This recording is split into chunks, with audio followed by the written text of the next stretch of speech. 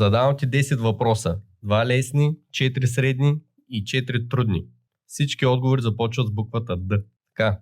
Кой е най-интелигентният бозайник? Свен човека. Делфина. Точно така. Столицата на Сенегал. Дакар. Добре. Кой е автора на Божествена комедия? Данте. Данте Алигиери. Хора много. Ама ти си човека. Следва емота мой човек. Кое е фамилното име на създателя на теорията за еволюцията? Дарвин. Добре.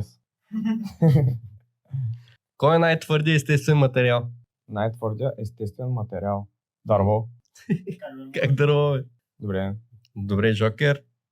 Ползва се за бижута. Диамант. Точно Много така. съм зле. Как се казва молекулата, която носи генетичната информация? ДНК. Добре. Сега трудните. Коя е столицата на Таджикистан? Душанбе. Точно така, браво. Кой руски писател е автор на Престъпление и наказание? Руски писател. Достоевски. Точно така. Как се казват едноклетъчни гъбички, които се хранят с захари и при подходящи условия предизвикват ферментация? Джибри. Джибри. Има и Ж, да.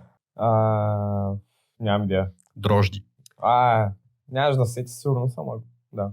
Айде едно лесно кът за финал. Едно лесно трудно. Как се нарича умело водене на топка? Дрибъл. Точно така.